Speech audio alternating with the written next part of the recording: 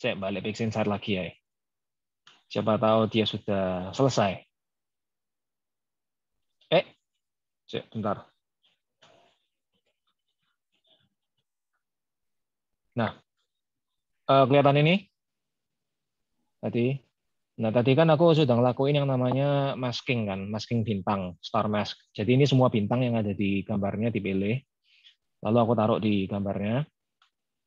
Nah, jadi yang terpilih di sini ini bintangnya. Kalau misalnya, contohnya sebentar ya, hide floating medium controls. Oke. Misalnya ini saya invert masknya. Nah, cek sebentar. Halo? Halo, halo. Ya, halo. Lanjut ya. Cek. Sorry. Bisa dengar suaraku? Bisa ya? Bisa. Enggak, barusan ada gangguan soalnya. Oke, nah ini sekarang aku invert ya. Aku anokin bintangnya. Ini kita sekarang masuk ke proses namanya star reduction. Jadi ukuran bintangnya diperkecil. Wow. Nah, ukuran bintangnya diperkecil. Nah, kalau bintangnya diperkecil, nanti nebulanya yang akan nampak lebih mencolok. Bintangnya. Bentar ya.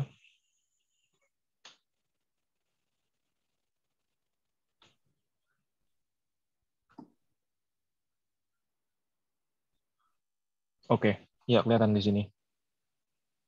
Ya misalnya ya, kalau dilihat baik-baik,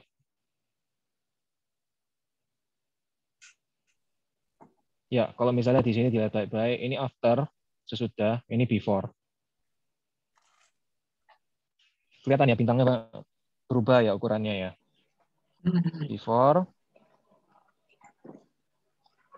ini after. Jadi ukuran bintangnya mengecil.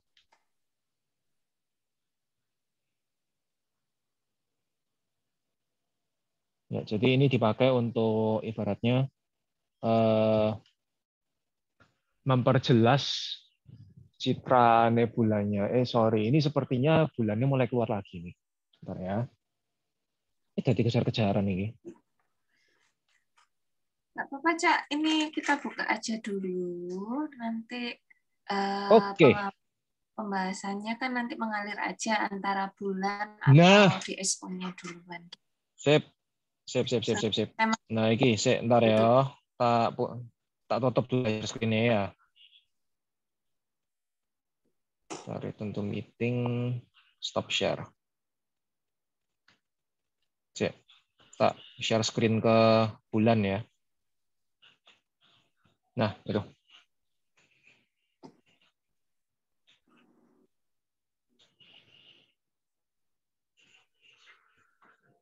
Oh boy.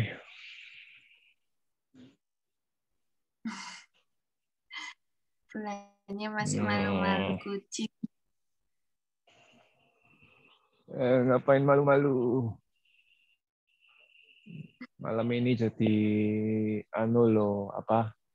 Malam ini jadi bintang acara lo, ngapain malu-malu? Nah, iya.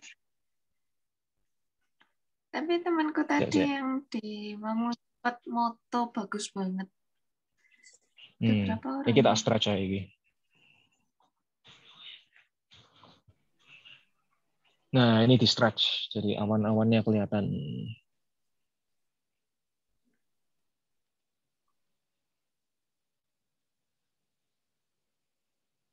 Ini foto nebula uap air ini.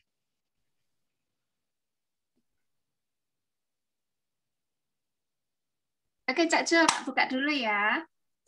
Set, go. Sugeng dalu, kanca-kanca, Cak dan Ning. Wes kangen ya? Surabaya apa bahasa Indonesia nih? Bebas, acara kita sendiri. Surabayaan wae ya. Madura. Mak, enggak tak ngerti Madura. Surabayaan aja ya.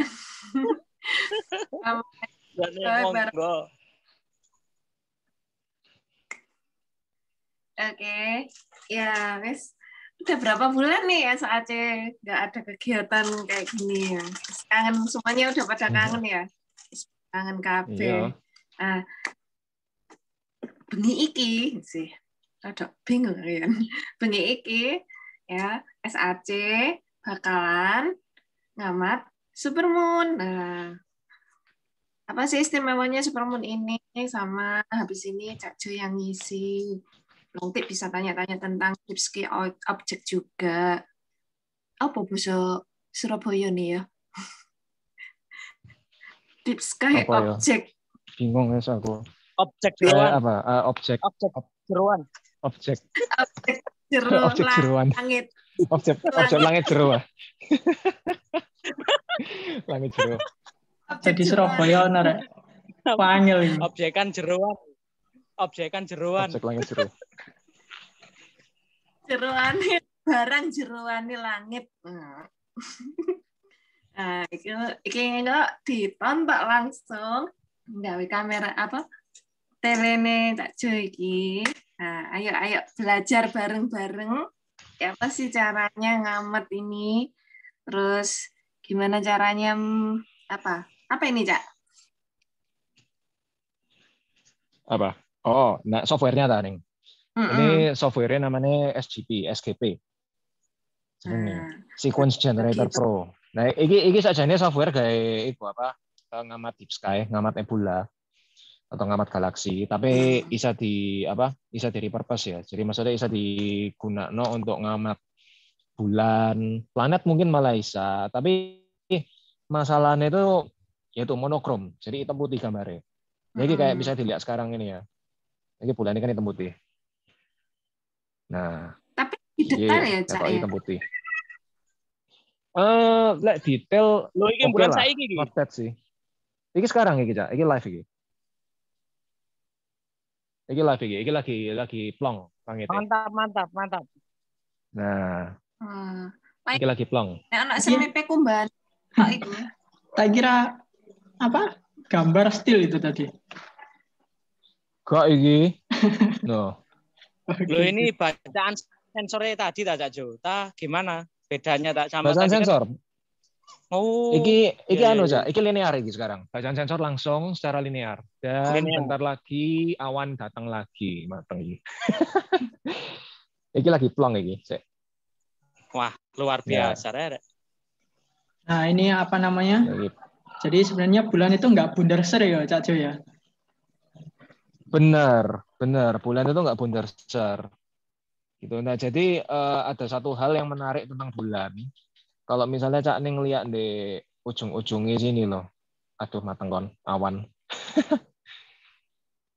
Ya. Cek. Ujung atas. Cek. Oh, tak tunjukno iki. Iki sakit tok sakjane. Cek, bentar. Nah. Harusnya sakit tok iki. Nah, oke. Nah, misalnya gini ya, bulan sampai bumi, ya lek dibanding bulan ini kan jauh lebih kecil dibanding bumi ukurannya, diameternya toh. Gravitasinya juga sepertiganya bumi. Nah, yang menarik tentang bumi ini kan bulat. Ya, terserah pendapatnya orang-orang lah yang ngomong bumi bulat apa enggak, tapi kan faktanya kan memang bulat. Nah, bulan karena dia ukurannya itu enggak sebesar bumi, bulat itu enggak bulat sempurna. Karena pengaruh gravitasinya itu kurang bisa menarik bulan agar dia berbentuk bulat benar-benar spherical ya, benar-benar seperti bola. Kalau bumi itu sangat mendekati bola. Jadi ada yang bicara analoginya begini ya. Kalau misalnya Cak Ning main biliar, bola biliar, itu kan mulus pol. Jadi maksudnya sampai kilap, misalnya dipegang itu kan mulus pol. Bola biliar itu ya, lek misalnya di skala no saukurannya bumi, digedekno saukurannya bumi. Bumi itu lebih mulus daripada bola biliar itu. Bisa bayangno ya. Nah, jadi bumi ini saking besarnya, pengaruh gravitasi itu membuat bumi itu berbentuk bulat hampir sempurna. sedikit oblong di ekuator memang benar karena kita berotasi ya. Tapi saking bulatnya itu dia tuh kalau misalnya dibandingkan sama bola biliar yang diskalain seukurannya bumi, itu bumi itu masih lebih mulus dibanding bola biliar. Gitu. Nah, itulah maksudnya seberapa kuat pengaruhnya gravitasi.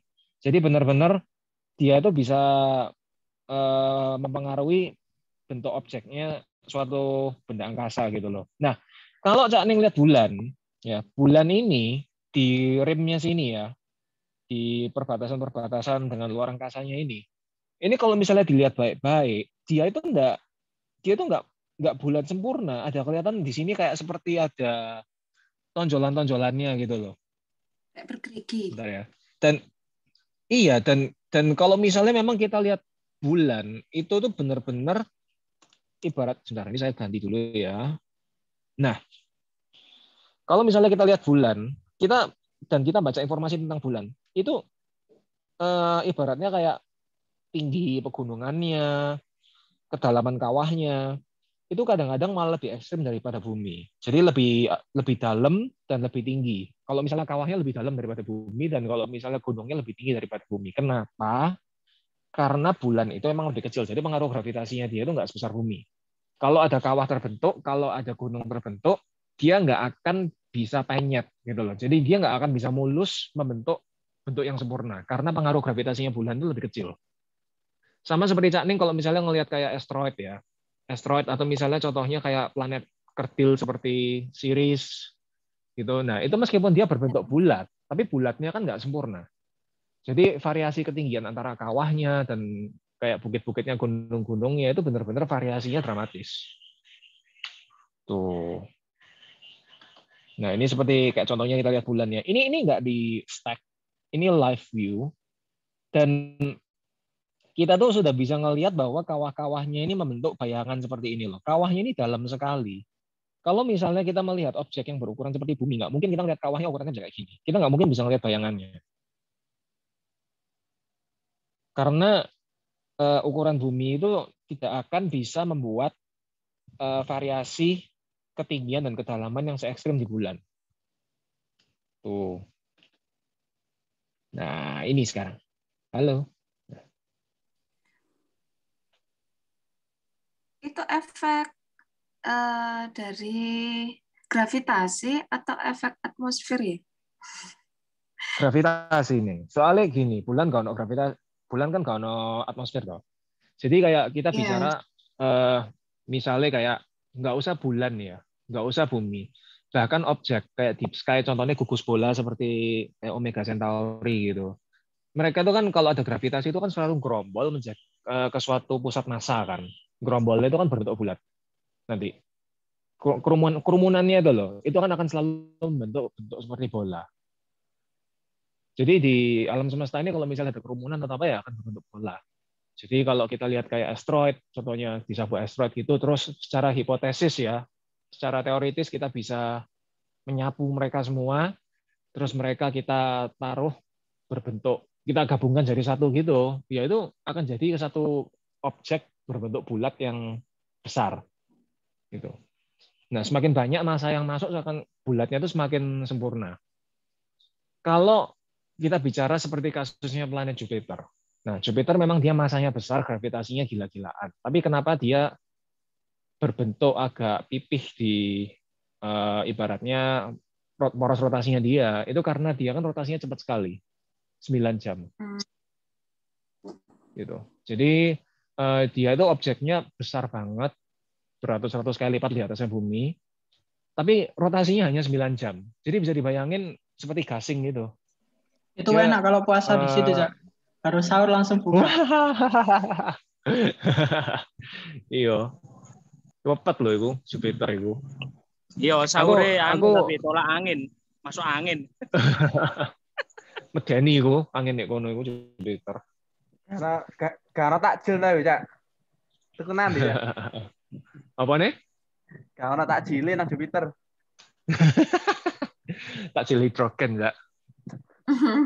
Takjile anget.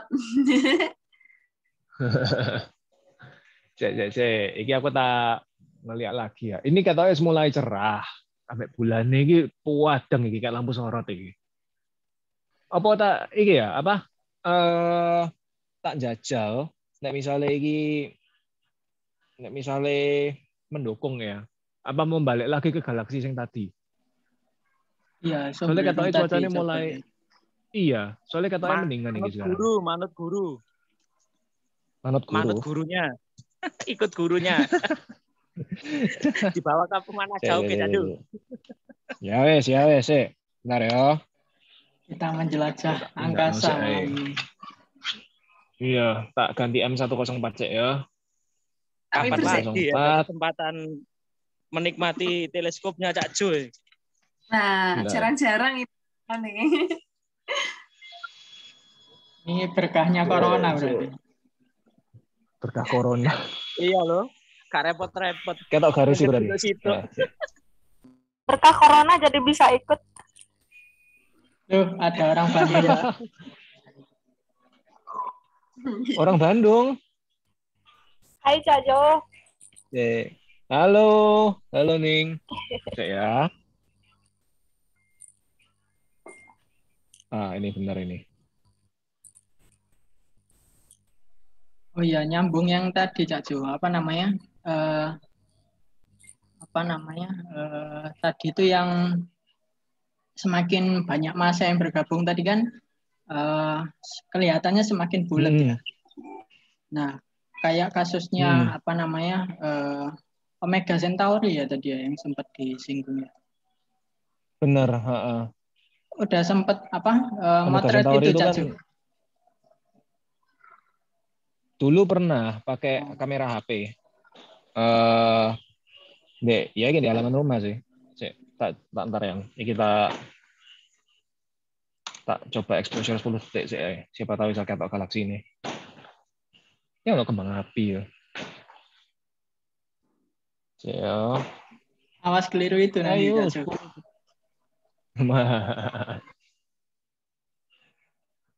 Bentar. Go. Yes. And Itu bintang 3-nya udah kelihatan itu. Ya, ini galaksi nih kayak tau iki. Bentar. Tempatku tapi kok abu-abu semua ya?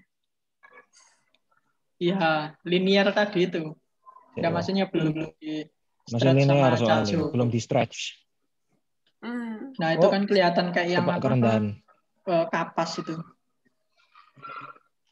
Kalau kita ini hampir kayak kita kalau ngamat DSO langsung lewat tele ya Cak Jo ya. Kan kelihatannya juga nggak berwarna mirip. gini kan. Meskipun kayak M45 itu yang paling mudah kan juga kelihatannya bakal kayak gitu doang ya. Iya.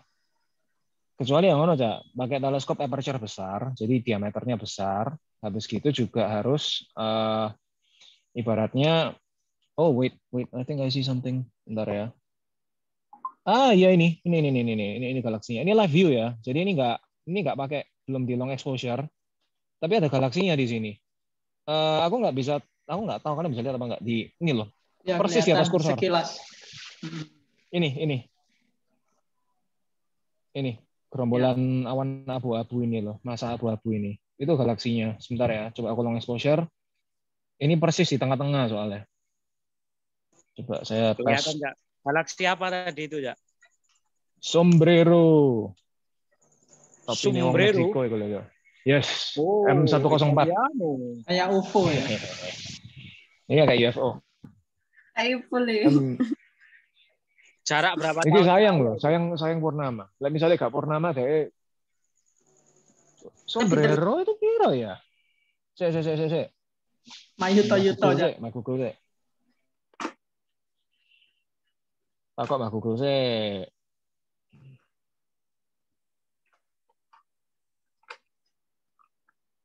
$29 juta tahun cahaya. Berapa, Cak? Loh iki lho, ketok. 29 juta.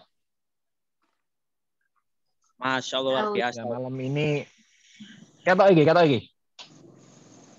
Kata lagi di atas kursor iki lho. Kelihatan enggak? Ada satu bentuk abu-abu di situ. Oke, tak naik 0 ke 30 detik ya, coba ya. Kelihatan, Moga-moga bintangnya nggak ngetrol aja. Iya, mumpung cerah. Jadi aku gak sepurone aku kok pinggir dalan yo.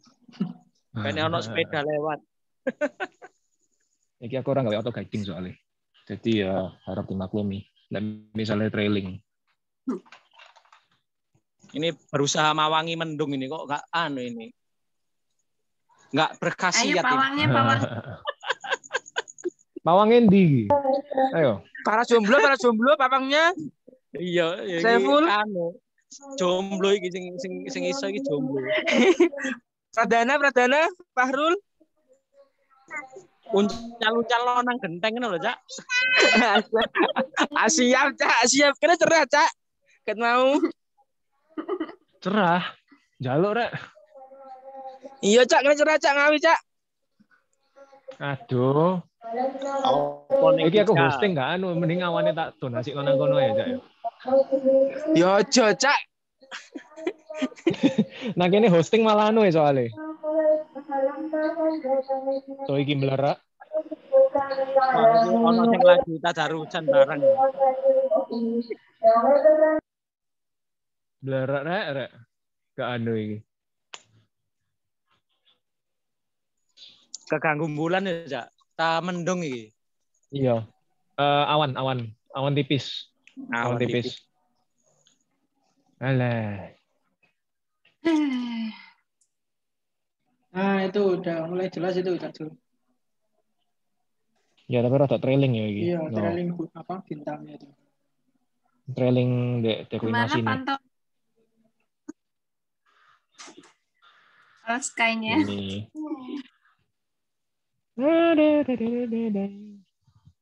Pokoknya ngeliat sombrero ini, patokan itu ada bintang ini loh di atas 3 ini loh. 3 cecer di atas ini. Kayak sombrero. Patokannya formasi ini. Apa itu, Cak Jul?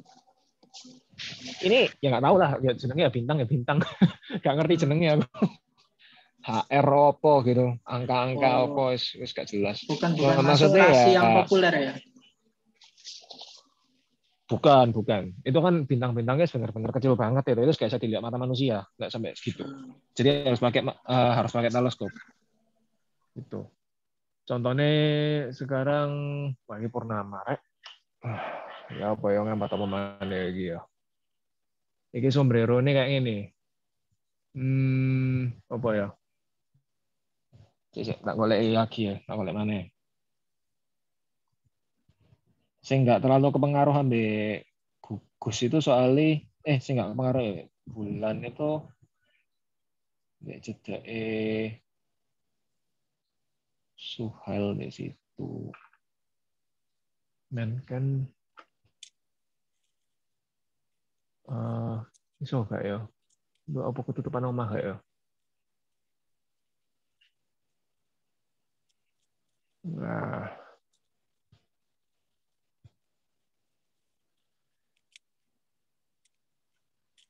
balik bulan mana?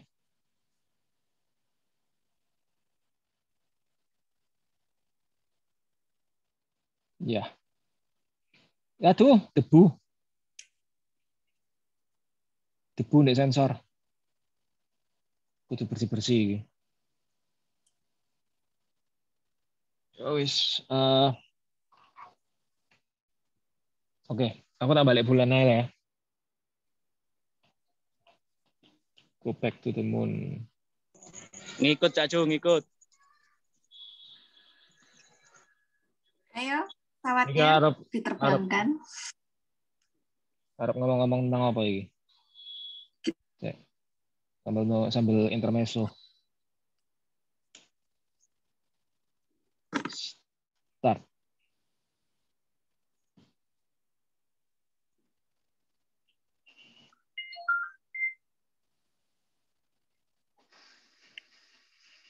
Sajane aku foto bulan kemarin. Sajane foto apa? Mineral moon ya. Jadi maksudnya peta mineralnya bulan. Nah, bulan purnama ini kan memang kalau astronom ya, kayak kita gini, kita tuh kan kurang begitu suka ya, karena dia itu benar-benar mengacaukan kondisi langit malam. Jadi saking terangnya dia. Tapi sebenarnya ada dua hal menarik yang bisa dilakukan ketika kita ngamati bulan purnama. Itu yang pertama itu kita bisa membuat peta mineral bulan. Jadi sayangnya ini sekarang displaynya monokrom, hitam putih. Tapi kalau kita contohnya sekarang aku coba share screen aja ya. Fotonya kemarin malam.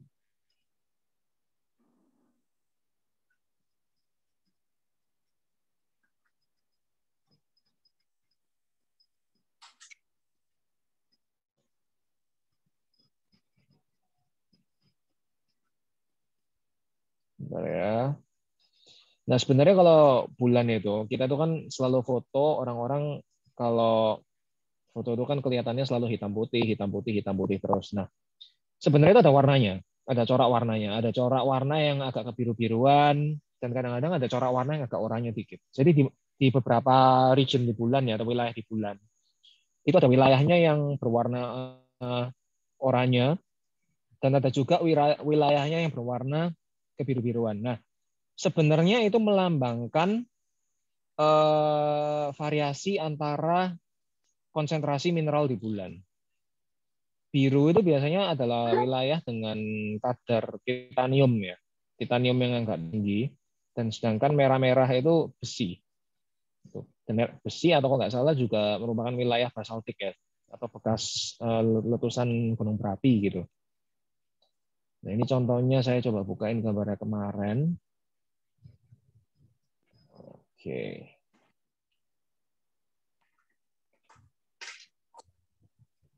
Nah, ini dia. Nah, oke, saya share screen-nya.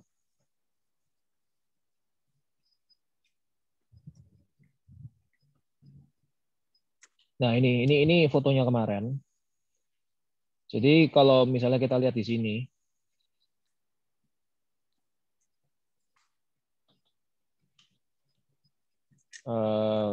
sebentar ya. Nah, ini di sini adalah kawah Kopernikus. Berapa frame ini, Cak? 38 ya. Seharusnya saya ngambil lebih banyak, sekitar 50-an. Tapi kemarin udah males ya. Ya sudahlah, langsung ngambil 38 aja. Nah, ini yang saya sebutkan tadi variabilitas dari apa permukaannya ya. Kalau misalnya dilihat di rimnya sini, dia itu bukan bulat sempurna. Kayak ada benjolan-benjolannya dikit-dikit gitu loh. Nah, ini sudah stuck ya. Jadi dia sudah dirata-ratakan. Jadi itu adalah efek dari yaitu gravitasi bulan yang sebenarnya nggak setinggi bumi. Jadi dia nggak bulat. Bulatnya itu bukan bulat yang benar-benar mulus. Nah, ini contohnya di sini, ini kawah Kopernikus ya.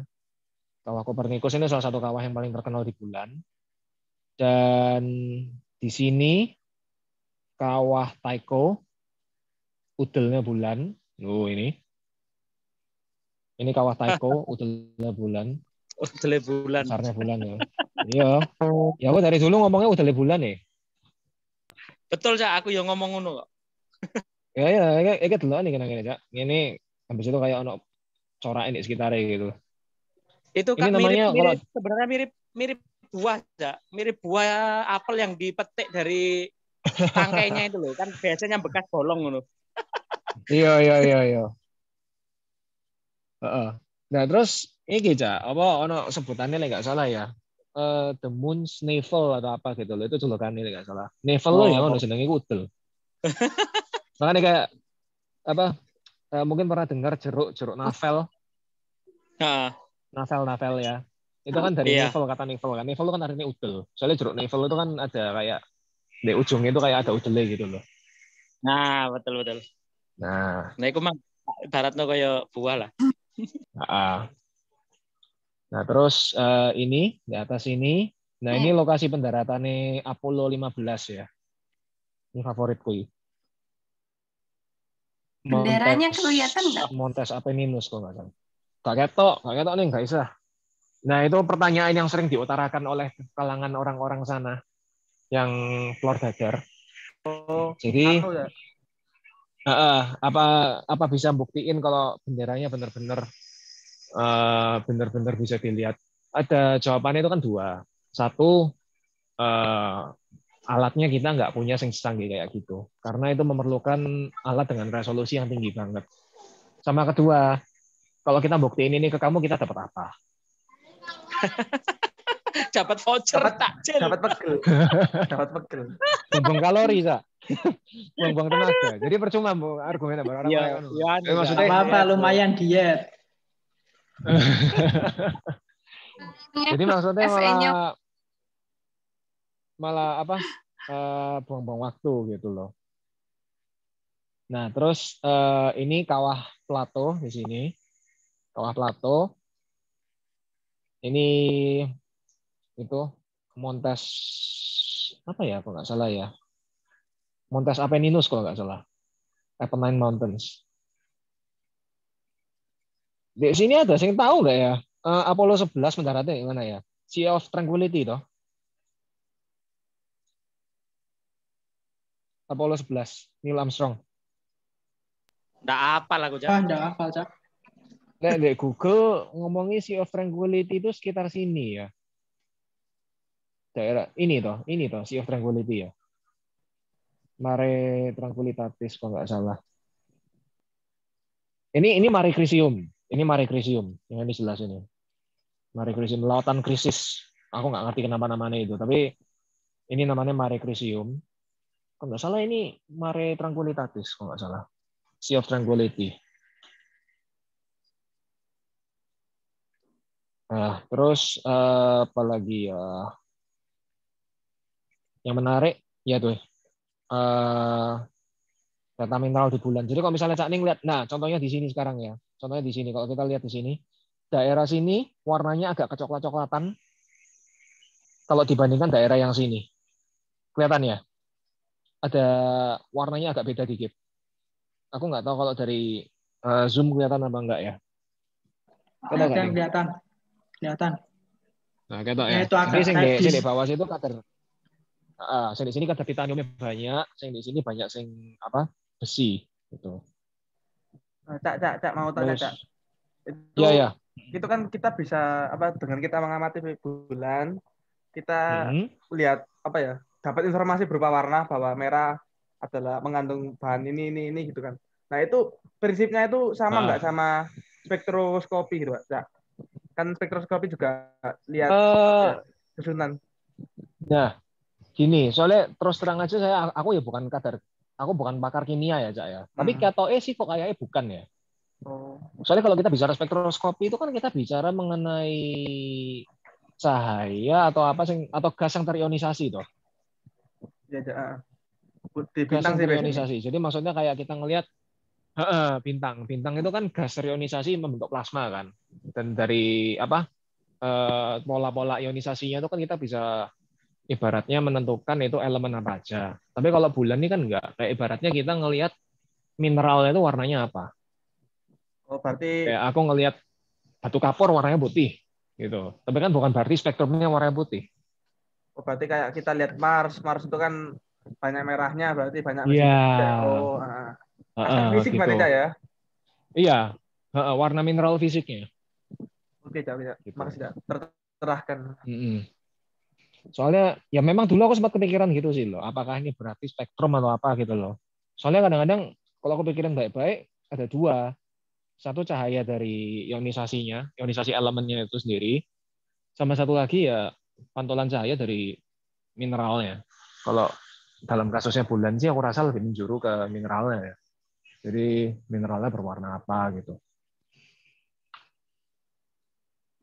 Kayak ada manis-manisnya. Ono coklatnya ambek birune iki rasa apa iki? Jadi kasusnya kurang lebih sama kayak itu ya, apa namanya? Inti komet gitu ya. Ya gini, kalau inti komet ya, itu kan ya ini hal yang menarik ya juga ya. Soalnya kalau komet, kita tuh kan ngelihat komet itu punya terdiri dari bola es dan debu kan dia. Jadi ada esnya pun itu ya banyak unsurnya, terdiri dari nitrogen, karbon, hidrogen, ada oksigennya juga, ada air juga. Nah, semakin dia mendekati matahari, kan suhunya akan semakin panas, dan itu dia mengalami ionisasi kan. Kalau kita ngelihat komet secara langsung, kita foto, sebelumnya, maksud saya sebelumnya dia berinteraksi dengan matahari ya, dia kan kelihatannya cuma kayak asteroid biasa, Cak. Ya, Jadi cuma betul. kayak batu bongkahan gitu loh. Nah, tapi kalau dia sudah kena matahari, gasnya mulai menguap dan Baru gasnya kelihatan terionisasi. warnanya Kan ya. benar, baru kelihatan warnanya hijau-hijau. Itu. Komet sendiri kan kalau kita lihat dia ada dua macam ekor kan kadang-kadang. Ada yang dust tail, ada yang ion tail. Ekor debu sama ekor ion. Gitu. Kalau ekor ion itu yang kebanyakan warnanya yang kita tahu hijau-hijau itu. Kalau ekor debu kadang-kadang warnanya yaitu putih-putih gitu. Komet Neowise yang barusan ini yang tahun 2020 heboh itu kalau nggak salah selain ada ekor debu, ekor ion, dia juga ada ekor sodiumnya. Ekor natrium. Itu warnanya merah. Nah, kalau itu beneran terionisasi, itu spektrumnya. Jadi ada 3 warna nggak salah deh. Hijau, ada sedikit merahnya, habis itu ada bener-bener ekor putihnya gitu, ekor debunya. Gitu. Cek. Iki piye sekarang? Bulannya wis ketok ya. Ketok. Cek. New share. SGP.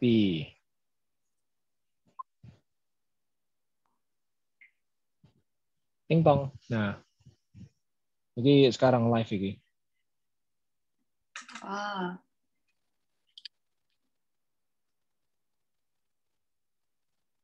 Hey.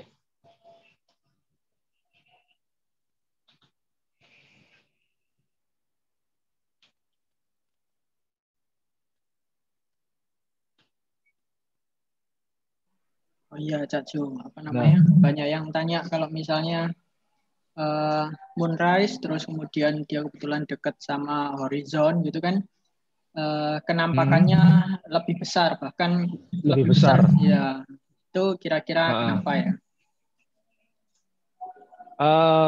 Itu kan karena atmosfer kan, Cak. Jadi pengaruh atmosfer di horizon. Jadi dia di horizon itu kan atmosfernya lebih tebal di cakrawala. Jadi dia memiliki efek seperti kayak kaca pembesar gitu loh. Halo? Ya, halo. Ya. Halo, iya, bisa dengar ya? Apa namanya? Itu diukur aja. Kayaknya sih sama aja, soalnya perbandingan. Iya, mungkin bisa jadi efek ilusi optik ya. Ilusi pandangan aja. Itu kan karena ada bandingan dengan pohon-pohon atau gedung-gedung itu. Jadi kelihatannya gede, padahal sama aja. Coba diukur dengan koin, dipaskan gitu, terus antara yang masih di bawah sama di atas, ukurannya sama. Sama kok. Tapi hal menarik sih. Di stellarium itu tetap ukurannya itu. Tetap enggak berubah ya, sekitar setengah derajat. Ya. Padahal enggak, wih. Wow. Kebanyakan pemutih itu.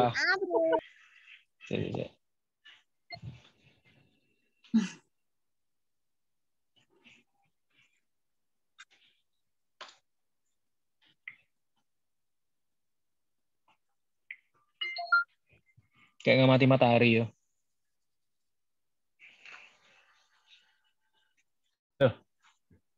Cek, ndek kene sing apa? Ndek grup WA nih Bumi Datar sapa? Saya enggak ikut-ikut kalau aliran yang kayak gitu. Nah, soalnya aku gini, aku ono barusan ini ada yang argumen ya. Bulan itu kan menurut mereka ngomong kalau bulan itu kan memancarkan cahaya sendiri. Jadi itu dia sebenarnya nggak memantulkan cahaya dari matahari. Tahu nggak cara mereka buktiin itu gimana? Iya, gimana Cak Yu? Pakai thermal kamera, tahu? Kamera infrared. Pak ya? Diarahin ke bulan. Diarahin ke bulan. Habis itu kan kayak kamera infrared kan kalau diarahin ke kita ini kan ada kelihatan kita warnanya lebih terang dibanding suhu sekitar kan. Karena kita lebih hangat. Nah, Kalau caranya mereka ngarahin itu ke bulan, terus dibandingin dengan luar angkasa di sekitarnya. Menurut kalian, kalau sepertinya kayak gitu? Ya berarti kan kita juga mengeluarkan cahaya dong berarti. Iya loh. Kalau kayak gitu menurut kalian, bulannya tetap percaya nggak? Ya pasti dong. Iya kan? Kan sisi yang menghadap ke kita itu, kan disinari matahari. Ya kan? Kalau sisi yang disinari matahari kira-kira bakal hangat apa enggak? Ya hangat dong. Hangat dong. Kalau misalnya pakai thermal gun atau thermal kamera kan masih bakal terang. Iya kan? Mereka gunain itu sebagai bukti kalau bulan itu bercahaya sendiri. Lah sumber cahaya kok ada bayangan kawah itu kan ya. Aduh, mateng. Sungguhan loh. Di foto itu kan ada bayangan kawah toh. Masa sumber cahaya? Nah iya makanya. Lah aku saja sih pengen tahu tuh ya mereka tuh kan ngelakuin itu pas fasenya purnama toh. Lah purnama seperti yang kita lihat sekarang gini. Ya putih total lah ya. Maksudnya kan teriluminasi semua kan. Jadi nggak ada variabilitas suhu yang jelas gitu loh antara sisi bulan menghadap ke bumi. Kalau misalnya dia memang sedang dalam fase bulan separuh atau fase bulan sabit, mungkin bisa lebih bervariasi suhunya kan. Jadi karena fase sabit atau separuh gitu kan ada sisi yang tidak teriluminasi matahari. Jadi yang sisi gelapnya itu pasti lebih dingin. Aduh, tapi argumennya sungguhan. Ayo teman-teman bertanya. Ada 1 kaos dan pulsa 50.000 OVO. Wah, mantap. Menarik ini. Yang jomblo silakan. Lumayan buat jomblo.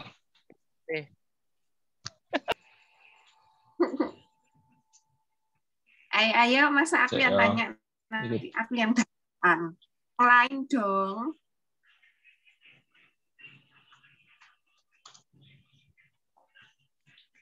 Ini pertanyaannya kudu gak apa? Harus menyangkut bulan nggak atau boleh hal yang lain juga? Waduh, nanti yang lain nanti tanya jomblo berapa lama gitu, Kak. Ya enggak lah, harus astronomi lah. Kan ya enggak kena oleh tanya kayak ngono. Melencengnya kan kacau. Ayo. Ada OVO menanti. Ya. Sang mahasiswa itu loh. Mahasiswa. Oh, mahasiswa. Mahasiswa. Mau kuliah. Fiska? Mana Fiska? Abian, mungkin yang ditanyakan. Tak kasih kaos nanti dikirim Cak Ip tapi. Aku ya gelem rek, aku tak takon ae. Ya monggo ya. Loh. Ndak apa mancing yang lain mancing. Ya. Cak, tanya Cak Ju. Ya. Monggo. Ikut Cak. Itu kan kita posisi di selatan. Kalau di utara kan pakai, kalau Alikman pakai Polaris ya Cak. Kalau di selatan tuh pakai apa Cak? Kalau selatan tuh. Nah, ini suaranya aku dengar pertanyaan kayak gini. Jadi lek selatan ya jangan nyari Polestar wes. Gak mungkin bisa dapat. Jangan nyari bintang kutub ya. Lek nyari bintang kutub kan kita harus nyari Sigma Octantis kan. Dan Sigma Octantis itu nggak bisa, itu susah banget kalau dilihat dari mata telanjang. Jadi kita harus pakai polar scope dan itu ibaratnya nggak praktikal. Jadi kalau aku solusi ini, ya aku pakai kompas CHP ya.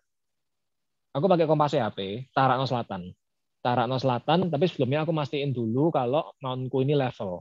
Mountku ini benar-benar rata.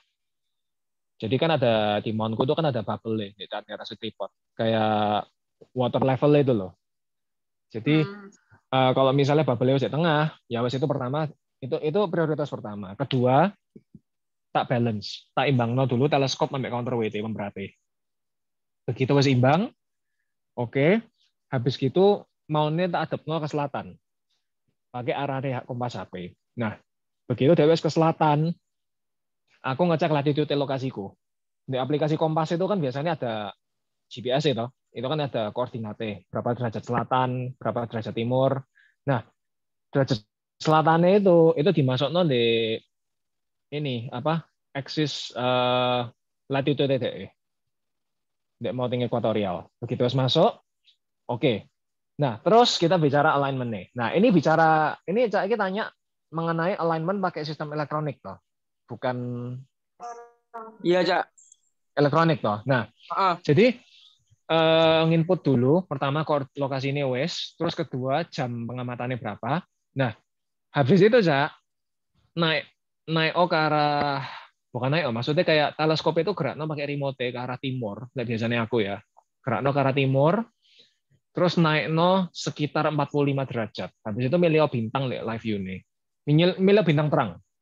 Ya. Begitu wes kata bintang terang, tungguan bintang itu nanti drive ke arah mana. Gitu. Nah, teleskop tadi itu kan sudah menghadap ke selatan mountingnya. Nah, kalau misalnya bintang itu ngedrive ke kanan, ya, artinya mountingnya itu harus diputar ke arah timur. Kalau bintangnya ngedrive ke arah kiri, mountingnya putaran ke arah barat. So far nyantol ya? Berarti modelnya pakai itu ya, drift alignment itu berarti. Drift alignment itu berarti. Benar, pakai drift alignment. Pakai drift alignment. Caraku kayak gitu, Cak. Caraku pertama ya, jangan langsung pakai 1 star align, 2 star align atau 3 star align. Itu kebanyakan orang-orang kebalik. Mereka kebanyakan kebalik itu karena mereka ngelakuin itu dulu baru ngelakuin drift alignment. Salah, kebalik. Yang benar itu drift alignment dulu. Misalnya drift alignment menulis benar, baru lakuin 1 star, 2 star atau 3 star. Soalnya apa? Soalnya percuma kalau kita ngelakuin 1 star, 2 star, 3 star, tapi mountingnya kita tuh melenceng dari poros rotasi bumi. Kalau misalnya punya auto guider, Cak, itu masih nggak apa-apa. Auto guidernya paling nggak masih bisa kompensasi, meskipun ya nggak ideal sih. Exposure-nya nggak akan rapi. Tapi kalau misalnya nggak punya auto guider, ya gimana pun juga, ya tetap salah. Nggak bisa. Jadi intinya apa? DE harus benar-benar ngarah dulu sejajar dengan poros rotasi bumi, baru lakukan 1 star, 2 star, atau 3 star alignment. Sebenarnya 1 star, 2 star, 3 star alignment itu bukan untuk mengoreksi tracking. Itu hanya untuk mengoreksi mount ini mencari lokasi objek-objeknya di mana. Tracking itu akurasinya dipengaruhi oleh alignment-nya kita itu. Maksudnya tingkat kesejajarannya kita dengan poros rotasi bumi. Alignment itu hanya nanti untuk mencari kayak katalognya objek-objek gitu loh. Jadi kayak ini yang aku lakuin barusan ya. Aku lakuin barusan itu pakai drift alignment. Kalau tadi dilihat 30 detik exposure, kan masih trailing semua, ya kan? Trailingnya ke kanan. Harusnya aku gerakin mountku lebih ke kiri lagi. Karena apa? Karena aku fotonya di halaman. Aku bukan foto di paving. Kalau di halaman ini kan di atas tanah. Jadi aku ngelakuin alignment-nya rada nggak enak. Kalau di atas paving dia lebih stabil, lebih enak. Jadi yang aku harus lakuin, mountingku ini seharusnya aku gerakin ke arah timur. Aku putar ke kiri dikit. Aku putar ke kiri supaya dia bintangnya nggak ngetrail ke kanan terus. Kalau bintangnya sudah nggak ngetrail ke kanan, aku bisa coba exposure 10 detik, 20 detik. Kalau misalnya dia nggak gerak, artinya kurang lebih udah oke. Cek, ngikuti nggak? Apa aku kecepatan ngomongnya? Enggak, Cak. Bisa. Ngikuti, Cak. Ngikuti ya. Nah, yeah. Jadi intinya kayak gitu, Cak. Lek gampangnya ya. Lek misalnya bintangnya di timur, kira-kira ketinggiannya 45 derajatan gitu. Ya gitu. Lek misalnya dia ke kanan, ya, drive ke kanan, maunya gerakno ke kiri. Berarti lawan arah ke arah timur. Ya? Iya, Lek misalnya bintangnya drive ke kanan, maunya gerakno ke kiri. Lek misalnya bintangnya drive ke kiri, maunya gerakno ke kanan. Itu lek misalnya bintangnya di sisi timur. Kalau bintangnya di sisi barat, atau misalnya sesudah flip meridian, itu kebalikannya. Bintangnya lek misalnya ke kanan, maunya gerakno ke kanan. Ke kanan. Lek misalnya bintangnya ke kiri, maunya gerakno ke kiri.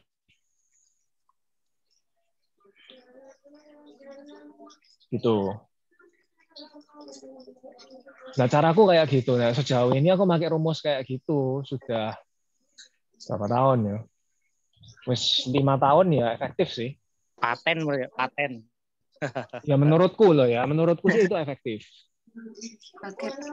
Menurutku itu efektif. Aku nggak ngerti kalau misalnya nanti ada yang nemuin cara lebih anu lagi, ya nggak apa-apa. Aku sih pengen juga belajar. Dan soalnya gini loh, Cak. Alignment selatan itu memang tricky karena kita nggak seberuntung mereka yang di belahan dunia utara. Mereka belahan dunia utara ngomongnya ya udah just aim at Polaris, sudah selesai habis gitu. Aku pernah nyoba waktu aku di Jepang waktu itu, aku nyoba polar alignment dan memang gampang banget. Tinggal diarahin ke Polaris, selesai. Udah, jalan deh, langsung foto.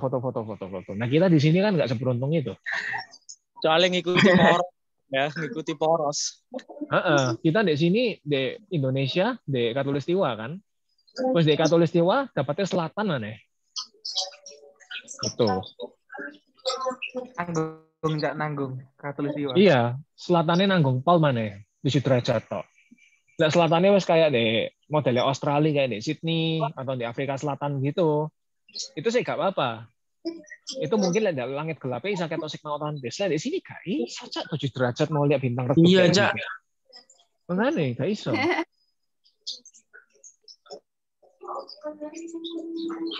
Makasih, Cak. Iya.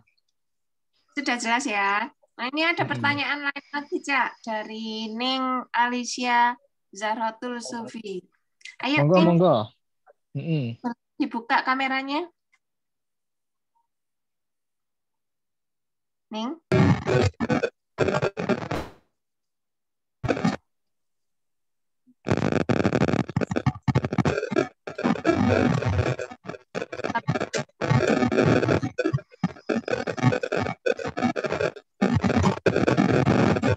Ya, halo.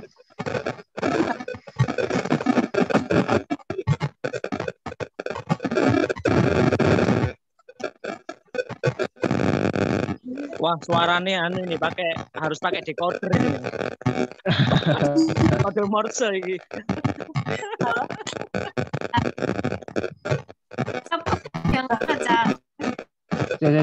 Sorry. Diketik aja. Pertanyaannya apa ya? Sudah. Oh, sudah diketik ya?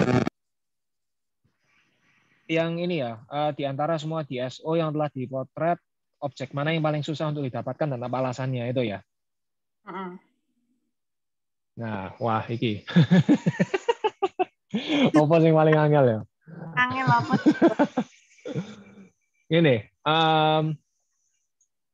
aku pribadi paling angel itu sebenarnya itu Horsehead Nebula kepala kuda, di rasi Orion. Itu aku pribadi. Kenapa? Karena gini. Pertama itu kembali lagi ke lokasi kita di Indonesia. Ya, kita di Indonesia ini kan kalau apalagi di Surabaya, Jakarta gitu. Kalau rasi Orion itu kan terbitnya sekitar bulan berapa? Baru tingginya dia ya. Baru tinggi itu November ya. Oktober paling cepat kan? Oktober dini hari ya. Oktober dini hari, November mulai tinggi, Desember tinggi, sampai sekarang dia sudah Jadi rasi Orion itu masalahnya apa? Dia muncul itu pertama musim hujan. Ya. Dia pertama munculnya pas musim hujan. Jadi kita di sini nggak punya kesempatan banyak untuk foto. Pertama. Jadi kalau aku mau foto, aku hanya punya window paling bagus itu di penghabisannya musim kemarau. Jadi kira-kira di akhir bulan Agustus atau sekitar September gitu ya. Tapi itu pun aku fotonya harus menjelang fajar. Jadi waktu Orion baru terbit di timur. Dan masalahnya itu aku kejar-kejaran sama matahari. Jadi aku nggak punya window lama untuk foto. Paling lama 1 jam. Atau kalau beruntung ya di bulan September itu bisa dapat 2 jam. Gitu aja. Nah, masalahnya Horsehead Nebula ini juga dia itu berada di suatu wilayah yang kaya sekali akan objek menariknya. Ya, jadi contohnya saya bukain dulu ya. Saya bukain dulu contohnya ini di Stellarium. Ya. Horsehead Nebula itu dia berada di sampingnya bintang Alnitak. Salah satu bintang paling terang di rasi Orion, di sabuknya Orion. Nah, sabuknya Orion itu kan ada 3 bintang. Nah, rasi bintang Alnitak ini salah satu bintang yang paling terang di sana. Dan Horsehead Nebula itu dia redup. Jadi satu-satu cara untuk kita mau foto, kita harus menggunakan teknik long exposure. Exposure-nya harus panjang sekali. Nah, efek sampingnya apa? Nebulanya akan kelihatan. Jadi kepala kudanya itu akan kelihatan. Ya, tapi oke, ini saya ambil saya screen share di Stellarium aja ya ini ya. Bentar. Nah, ini bisa kelihatan ya. Nah, ini sekarang saya coba ganti ke kira-kira bulan lalu ya, yang dimana rasi Orionnya masih lumayan tinggi.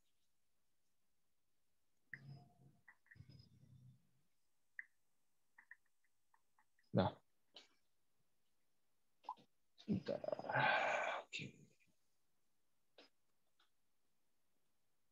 West. Nah, itu dia. Nah, itu di sana rasi Orionnya. Kita lihat di sana. Rasi Orion dan 3 bintang di tengah ini itu kan sabuknya. Nah, Horsehead Nebula itu berada di atas ini. Nah, rasi Orion ini kan yang terkenal Orion Nebula 42. Nah, tapi sebenarnya ada juga Horsehead yang sangat terkenal.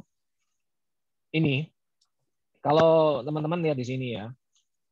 Nah, ini dia di Stellarium. Bintangnya ini loh, Alnitak ini, dia terang banget. Jadi kalau misalnya saya mau mengekspos nebula ini, ya ini dan flame nebula di sini yang berbentuk api ini, efek sampingnya bintang Alnitak ini jadi kayak lampu sorot, kayak foto bulan.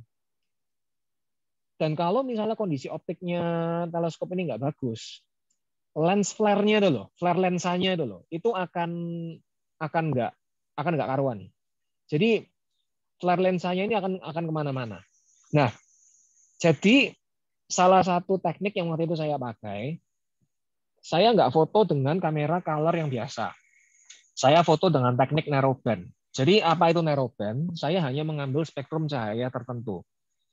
Nah, kalau misalnya contohnya kita ini sebagai di mata manusia ya, kita ini kan kalau melihat cahaya, itu kan ada yang namanya spektrum visible light atau spektrum cahaya yang bisa kita lihat. Nah, kalau narrowband kita hanya mengambil sebagian kecil dari frekuensi cahaya itu. Nah, ini adalah contoh hasil dari gambar yang saya foto. Nah, kalau dilihat di sini, dia sangat merah. Dia sangat merah. Ini karena saya hanya mengambil secara selektif cahaya yang warna merah aja dari nebulanya. Kalau misalnya di sini dilihat Alnitak itu bintangnya ini. Ini udah terang banget loh. Terang banget. Dan sedangkan kalau Stellarium pakai visible light tanpa filter, dia terangnya lebih terang lagi. Dan sedangkan Horsehead Nebulanya itu nggak seterang kalau misalnya saya pakai filter narrowband ya, gitu. Nah, jadi ada teknik tersendiri ya kalau misalnya mau foto nebula-nebula seperti ini. Kalau misalnya foto Horsehead Nebula ini, saya biasanya menggunakan teknik narrowband. Jadi saya hanya ambil spektrum dari gas tertentu, atau dalam kasus ini gas hidrogen ya, gas hidrogen. Jadi yang di sini terlihat dominan itu warna merahnya di. Gitu. Nah, tebak ini nggak diambil di lokasi gelap. Nah, ya tadi itu kan ada bicara salah satu objek paling susah yang diambil kan. Ya ini alasannya kenapa saya ngomong ini nggak tahu di lokasi saya ambil di Surabaya. Ini saya ambil di Surabaya dengan total integrasi waktu 10 jam. Jadi saya ngambil ini itu makan waktu 5 hari. Datanya saya kumpulin selama 5 hari dan selama 5 hari itu nggak tidur. Jadi kayak orang kesurupan ngejar objek. Demi ngejar objek aku nggak tidur, demi ngumpulin data. Jadi supaya ibaratnya melawan polusi cahaya ya, gitu. Ya memang berkesan sih dan ujung-ujungnya aku lumayan puas dengan hasil yang aku capai. Cuman sebenarnya kalau misalnya aku bisa pergi ke daerah yang polusi cahaya, nggak akan segitu menyakit. Ngawi Cak, ada tempat ikut Cak, ufuknya di Dan salah satu lagi potensi yang menurut dilihat tadi. Ya, sorry. Putus. Kenapa tadi? Ya, halo? Tanya Cak Ju tadi kan putus-putus. Sorry. Bisa diulangi lagi? Koneksi barusan. Ada masalah koneksi. Abian tadi bilang di Ngawi ada spot. Oh iya. Ya ngomong-ngomong gubernurnya sih Cak. Ben iso lunga. Terus saiki dianui kok jalanan luar kota ditutupi kabeh. Iku Cak, rencana sama iku Warkop Malang mau ke sana. Oh. Loh, oleh tah? Habis lebaran. Bisa keluar. Start Julian Cak. Oh, habis lebaran. Start Julian. Oh, Juli. Oh, Juli? Junior enggak Juli. Oh. Iya sih. Aku Juli nang agenda nang Bali soalnya. Nah, aku di Bali nemu spot. Nemu tempat sisan aku. Di Taman Nasional Bali Barat sono. Langganan wis.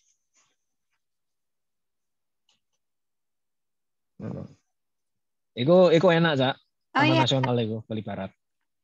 Tadi tuh. Apa? Cak Misbah on cam, silakan. Yes.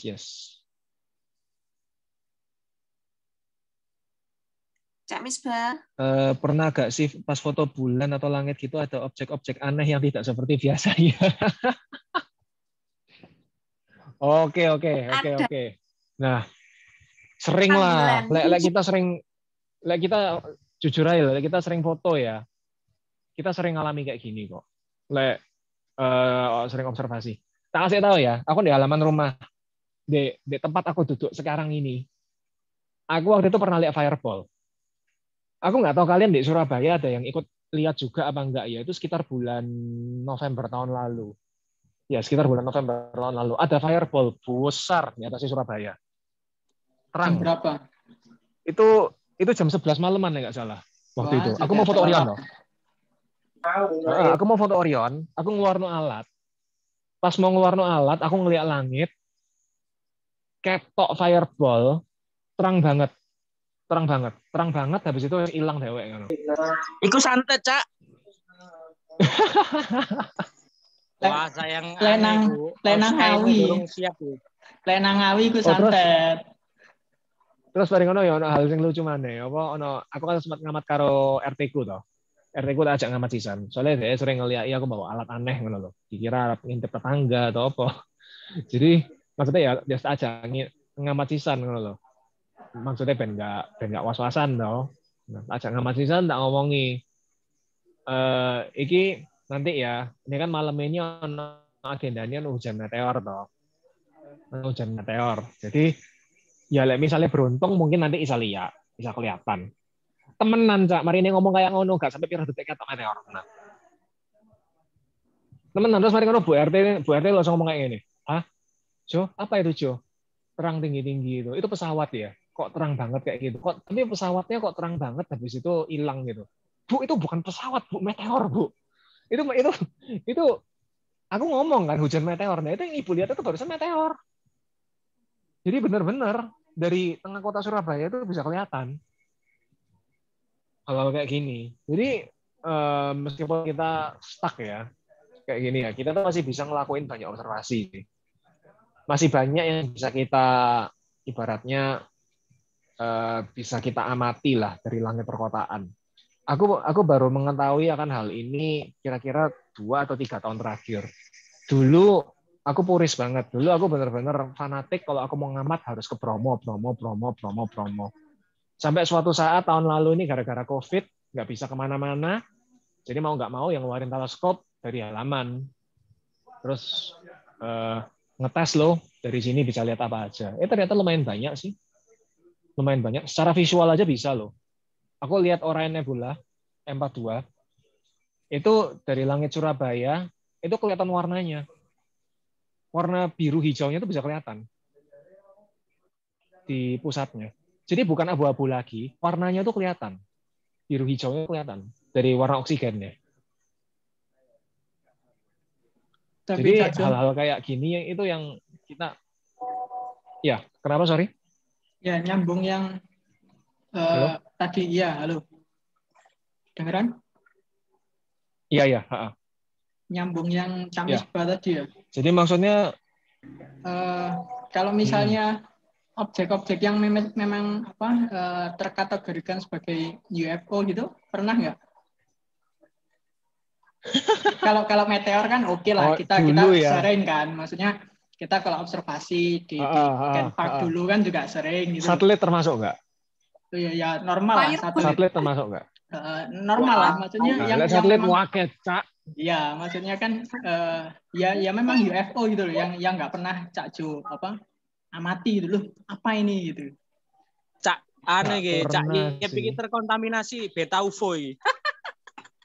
Ya siapa tahu kan Cak Jo lihat apa gitu kan dulu papanya Cak Jo kan juga pernah toh nge-share apa itu yang waktu itu sempat beta UFO dah. Bukan yang ya beliau mempertanyakan kan ini apa gitu. Yang di grup Facebook dulu loh, Cak Jo inget nggak? Oh, papa aku dah. Lah ya. Bapak aku ya. Iya makanya ya. Iku ngene loh, iki ngene loh, Cak. Ya iki aku terus terang aja. Iku bisa jadi burung. iku saya jadi burung atau bisa jadi ya aku nggak ngerti lah. Mungkin dari jendela mobil atau apa sing kayak kotoran gitu loh. Habis itu ke foto. Tapi pokoknya intinya ceritanya ini. Biar itu aku tahun 2006. Ya, aku waktu itu ambek orang tua aku, ambek adikku, kita pergi nang Pacitan. Nah, waktu OTW Pacitan itu kan ini nggak salah tengah jalan itu kan ono sawah-sawah. Papaku lagi foto,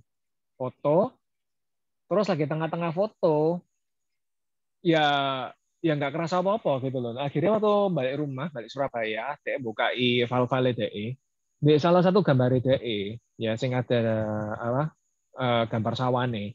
Itu di pojok kanan atas itu dia kayak benda pipih karena kayak abu-abu gelap gitu loh. Nah dia itu bingung nanya aku, Jo ini apa gitu. Akhirnya aku ngomongin papa mungkin itu cuma burung. Soalnya kan waktu di foto itu kan kita dalam kondisi mobil bergerak. Habis itu mungkin papa pakai shutter speed-nya agak lambat. Jadi gara-gara shutter speed-nya agak lambat itu ngeblur objeknya. Bentuknya kayak burung. Ambek papaku saya rada skeptis. Akhirnya digawa nang beta UFO. Foto itu.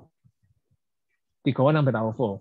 Ya bagi aku wes tak bilang iku burung ya wes end of story, wes selesai ceritane. Nah, papaku dibawa nang beta UFO.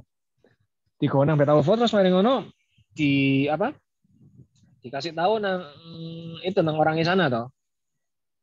Sorry. Koneksiku ya apa sekarang? Aman. Jelas. Aman ya. Nah, ya.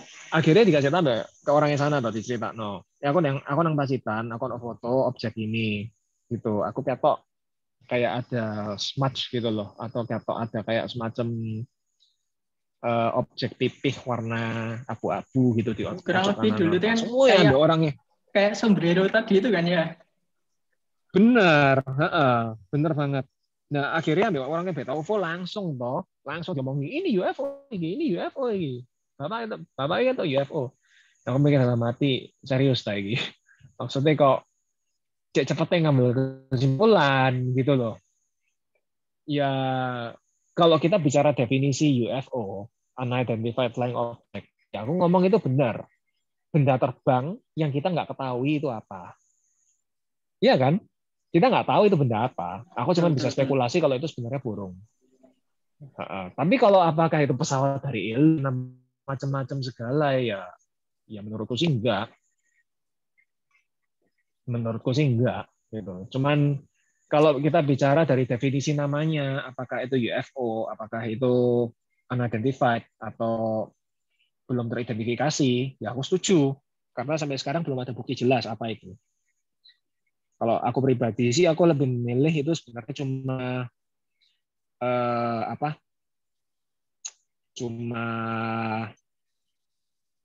burung lah. Aku coba tak Google ya, siapa tahu ono foto nih.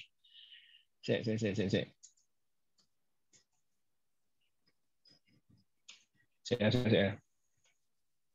Bentar.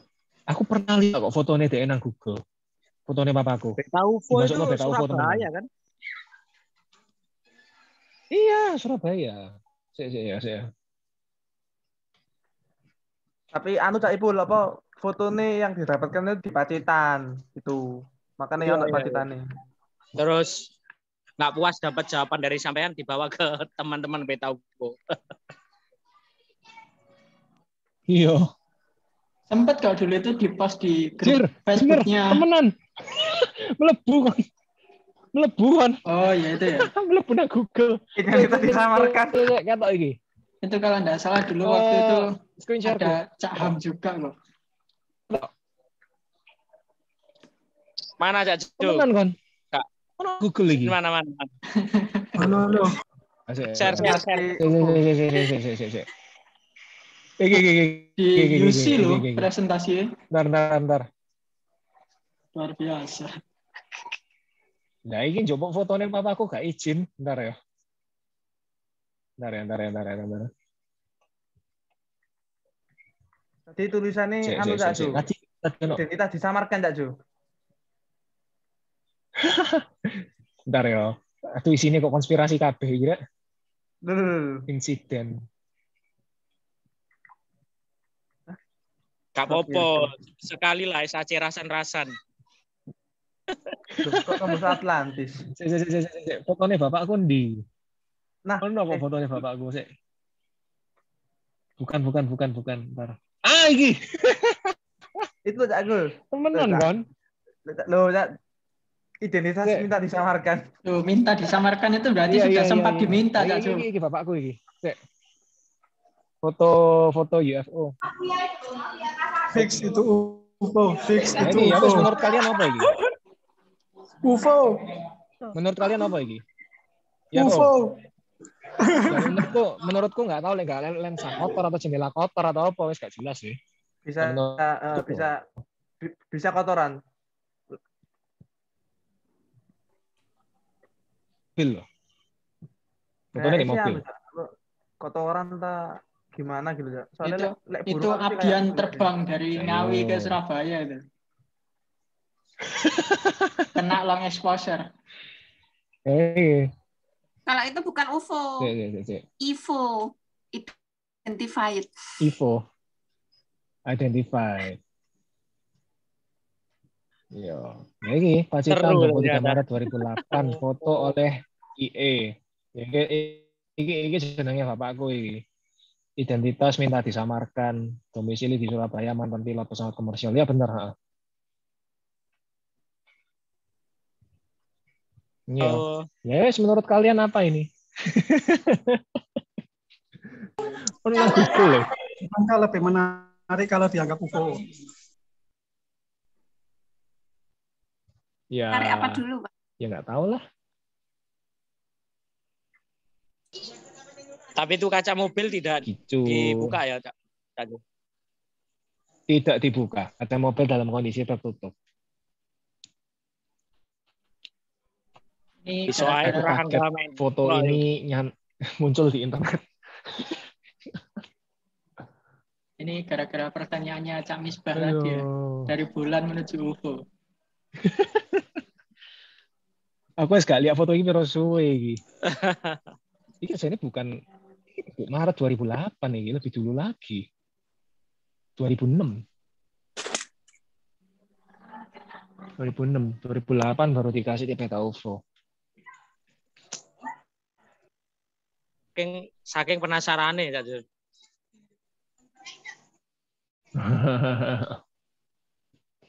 Ya. Tapi lebih beliau malah perkara satelit. Sering di tuh. Sering nyupiri pesawat lah, maksudnya gak pernah papasan. Yo gak roll aja. Iya. Gak roll aja. Kayak pernah papasan. Ini piye iki? Mau tambanganan toh? Tambanganan toh. Artinya apa kalau kanan tadi? Mounku kurang ke kiri. Nggak ada foto yang lain. Apa maksudnya foto yang lain apa? Foto objek kita. Ya itu Pak single frame itu toh.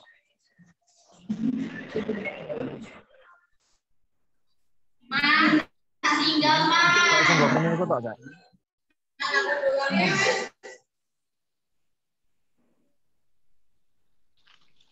Cek yo. Hai. Nah, aku telah melakukan suatu hal yang sangat tidak disarankan.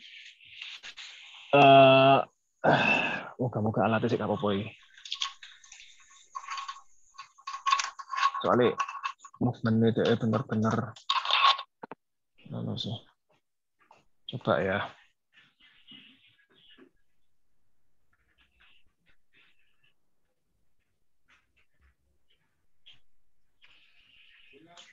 Ini nih jadi kangen ngamat bareng ya di Kenpak ya.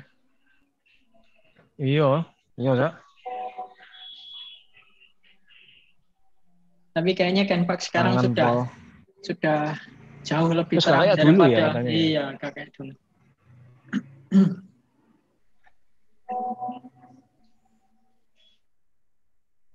Waduh, awannya kok tua banget. Anu Cak, sama Cak Toyib. Puryoharjo Cak, Malang Cak. Wis jauh dari peradaban cuman ya anu memang dikit Akses. lampu. Aksesnya susah tapi. Kayak Ninja Hattori. Menaiki gunung melewati lembah. Sungai Ya, mengalir. aku tak kasih tahu ya. Aku tiap kali pergi nang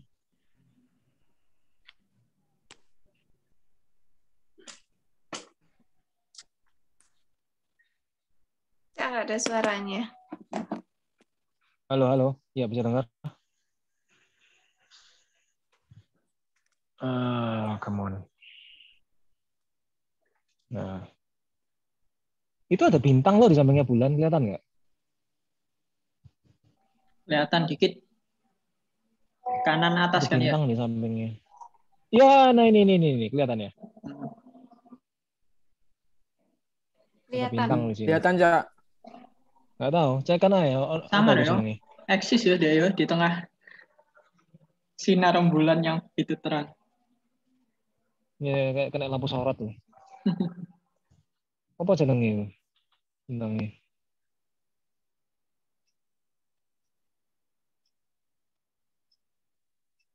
Ya, ini soalnya semari di stretch deh.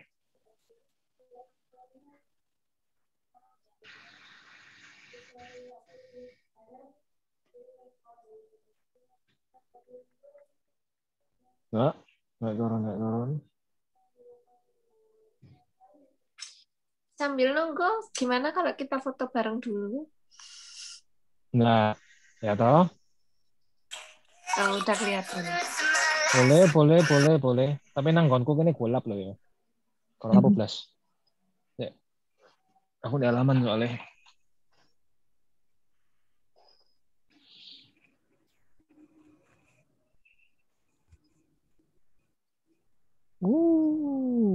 Wah, akhirnya kelihatan juga batang hidungnya. Hidungnya siapa? Kepala aku dah.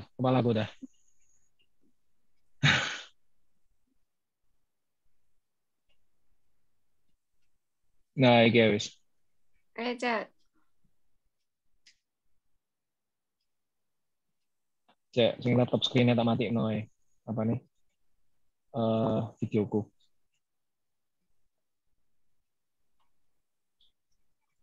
Ini kan, Dok.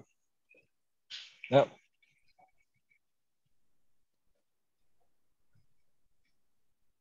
Ayo dihitung nek foto.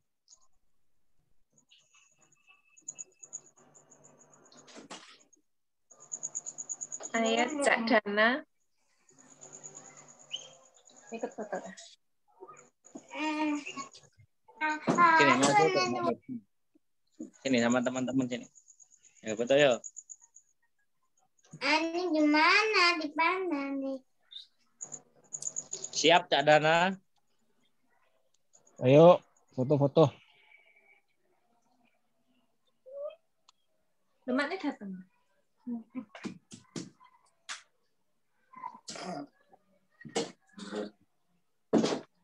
Apa-apanya, Cak? Nek di foto. Cak Jo, Cak Jo bisa di apa?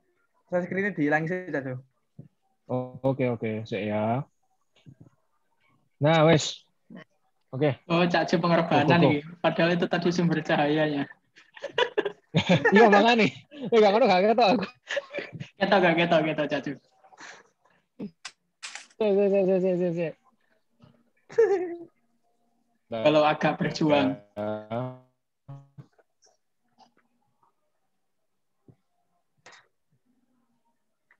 Nah, gini guys. Nah, better. Caham itu sing gak ketok. Gerhana deh. Mana aja? Dark side, very well. On cam semua. 1, 2, 3.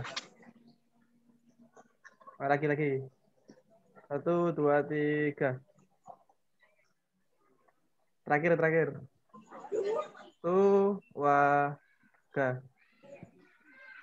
Tak juga. On cam tak Jo. Tak Toyib. Wes aku on cam. On cam. Oh iya, kok peteng nang aku ya? Astaga. Kau ada kamera nih, Jak? Gak ketok ya? Iya dah. Gak ketok, Jak? Kau ada? Si. Sudah? Ketutupan UFO. Sudah? Kosong. Kosong. Ya wes tinggal aja. Ya wes. Sudah tak foto semua, sudah tak screenshot. Yes. Kak Lali nggak mau obat nyamuk, Cak Jo. Hah? Aku dikrokoti iki wesan. Nah, ini udah mulai. Iki lah masalahnya. Misalnya 2, 3. Malam-malam di luar sini kan ya.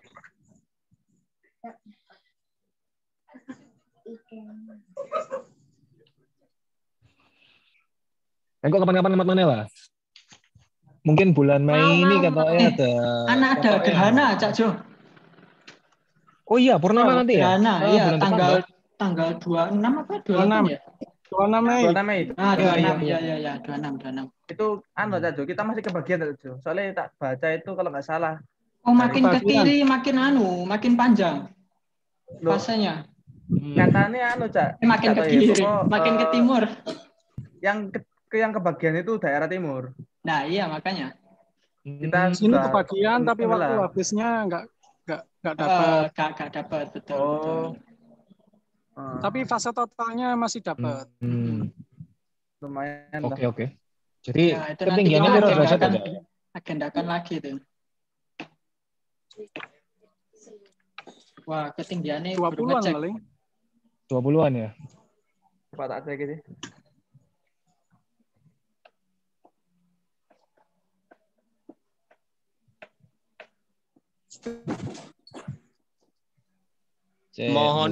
Mohon pamit dulu. Si kecil sudah ngantuk. Wow. Monggo. Assalamualaikum. Terima kasih, Cak Saiful. Malam, Cak. Selamat malam. Aku tidak pamit ini tadi. Assalamualaikum. Di sini ono sing anu kripto gak? Enggak. Katanya Cak Ham koperasi simpan pinjam. Koperasi simpan pinjam ya. Turun lagi gitu. Iya. Aku mining nih soalnya. Lek mining kan sih nggak apa-apa. Mining kan dapat terus. Lek misalnya kamu trading saham apa kriptonya ya. Temanku ada yang langsung lumayan gitu jadi langsung jadi jutawan. Iya, cuma ya kan nggak ngerti pasar ini kan sampai kapan. Kita, aku sana wacana saja nih. Kita misalnya untuk lumayan pengen bikin apa observatory remote di Bali. Misalnya mis tahu tanahnya di mana aku soalnya mis ngancar. Pakai dana kripto lumayan itu balik cari moto. Yes. Pakai dana kripto. Keren. Kayak yang di Timor itu kan juga rencana bakal remote kan? Iya, sekarang remote semua sih. Remote observatory enak. Ya, tapi mesti ya itu maintenance ya. Jadi harus ada orang di sana standby untuk ngawasi peralatan. Nah itu yang medeni. Iya. Jadi orangnya di sana harus ngerti. Kudu buka lowongan nih, Cak. Tahu piranti. Penjaga teleskop. Kudu buka lowongan aku ya. Oh, no. Ya, awane kok nambah. Ya.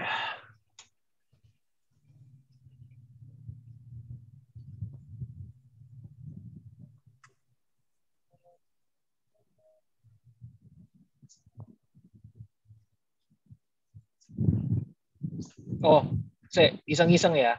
Iseng-iseng ya.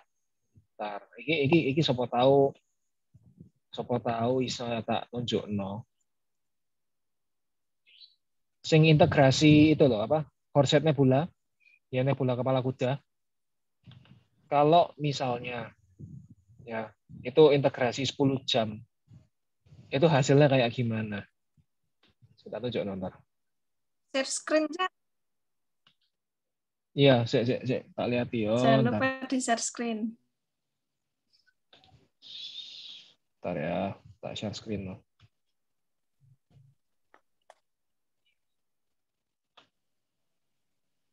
Ketok ya. API itu. Mantep lah gerhana aja. Mulai apa? Terbit bulan wis gerhana aja berarti ya. Kalau di Surabaya. Oh. Nah, harus sore. Ini Horsehead ya. Ini Horsehead Nebula ya. Saya coba linearnya tak hilang lagi ya tadi. Nah, ini kalau kalian lihat di sini. Ini yang integrasi 10 jam dari Surabaya. Ini Alnitak, ini bintangnya tadi. Ya, ini Flame Nebula di sini. Ini Horsehead, kepala kudanya kelihatan. Ini bentuknya terbalik di sini. Karena dia sudah meridian flip ya. Jadi dia sudah ngeflip. Dia mendekati terbenam. Ya, ini hal pertama yang aku lakuin, balik lagi, background-nya dinetralin. Jadi supaya hijaunya hilang ya. Gara-gara apa, Cak? Warna hijau ini efek samping dari sensor kamera. Sensor kamera kalau misalnya color dia selalu gini. Karena dia simulasiin mata manusia kan. Mata manusia itu lebih sensitif ke warna hijau. Gitu. Red, green, blue. RGB. Nah ini. Ini integrasi 10 jam. Tak rotate 180 biar jelas. Nah ini dari Surabaya ya. Jadi ini hasil pengorbanan 5 hari nggak tidur ya. Ya ini. Ini aku coba crop lagi. Jadi biar dia lebih rapi ya. Teknik crop.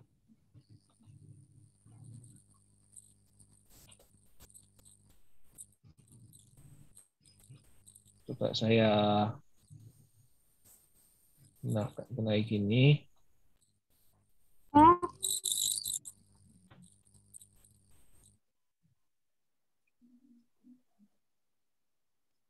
Nah, sambil nunggu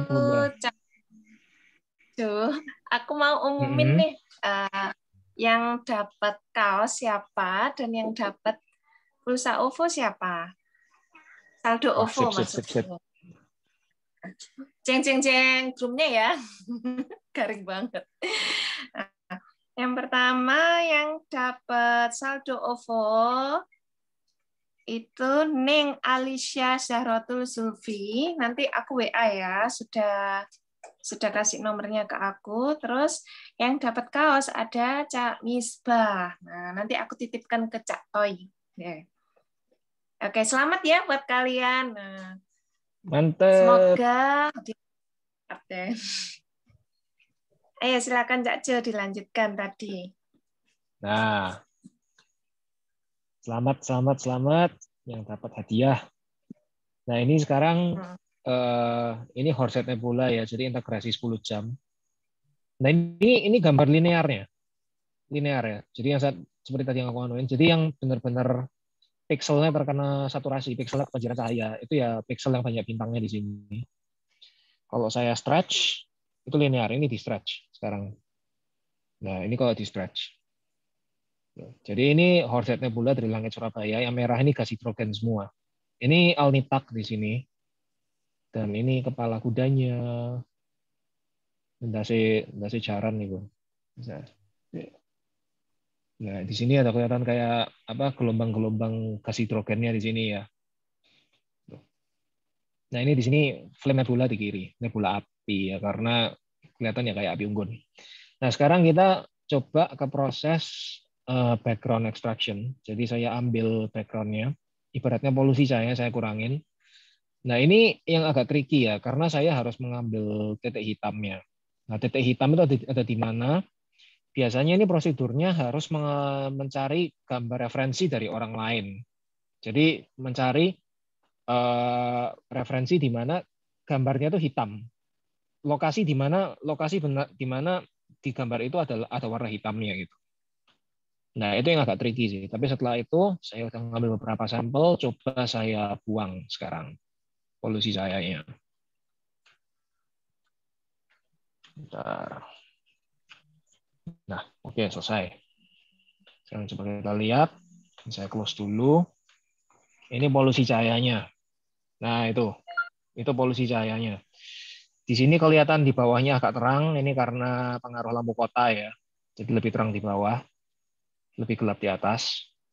Nah, ini yang setelah polusi cahaya diambil. Tuh. Wow, sepertinya ada sedikit kendala ini. Sebentar ya. Sebentar, ini sepertinya ada.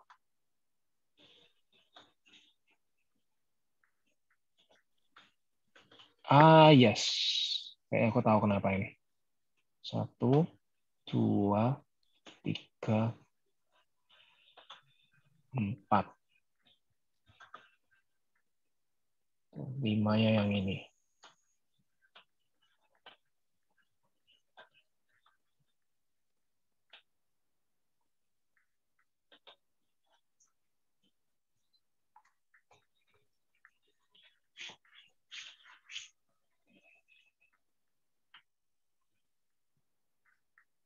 Nah, jauh lebih bagus. Oke. Ya ini setelah proses pengurangan polusi cahaya. Jadi ibaratnya sky background-nya diambil, ya keluarnya gini. Ya. Ini masih berbentuk linear ya. Jadi ini belum di stretch, tapi ini hanya stretch-nya masih stretch simulasi. Ini coba saya stretch langsung aja histogramnya. Ini menggunakan tekniknya si Mas itu ya, Mas Rehan ya, Mas Rehan yang dari HAC.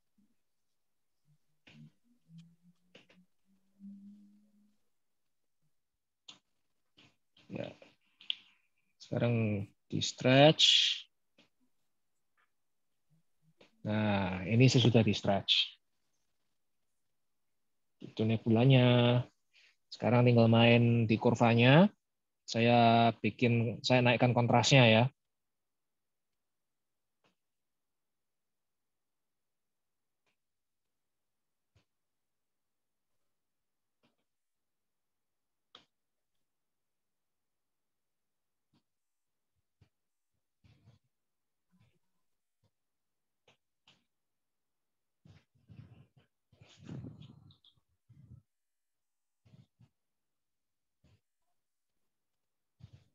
Ya.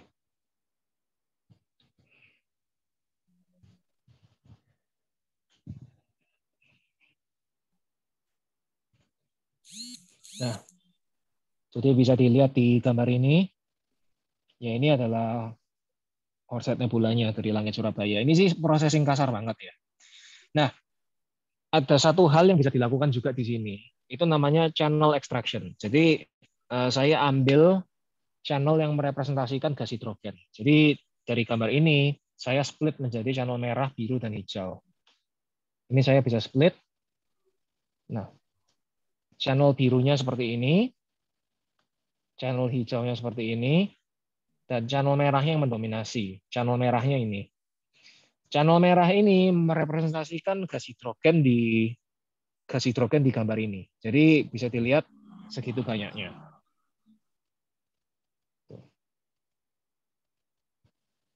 Ya, jadi itu gas hidrogennya. Ya wis, all you can eat itu gas hidrogennya. Bisa dinikmati sebanyak-banyaknya. Itu. Nah, ini bagusnya apa? Data ini sekarang, yang data hidrogen merah ini, yang hitam putih ini bisa saya simpan. Dan nanti kalau suatu saat saya ngambil gambarnya Horsehead Nebula lagi, tapi tanpa filter khusus ini, saya bisa gabungkan. Ya, jadi saya bisa gabungkan. Jadi nanti ngeluarin hasil yang namanya HARGB. Hydrogen Alpha, Red, Green, Blue. Jadi color data yang dari kamera color biasa ditambah data hidrogen. Jadi datanya lebih mencolok. Jadi kalau misalnya tadi di stellarium contohnya ya, saya kalau bukakan gambarnya Horsehead Nebula. Bentar ya. Nah, contohnya ini ya. Kalau kita lihat di stellarium, Horsehead Nebula ini warnanya nggak merah. Dia warnanya agak magenta, jadi agak ungu-ungu dikit. Gitu. Kalau saya ngambil HARGB, nanti warna magentanya ungu ini akan berubah jadi warna merah. Jadi benar-benar dia murni data dari hidrogen.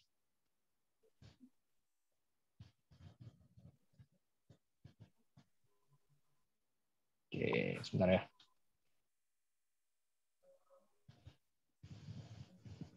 Sip.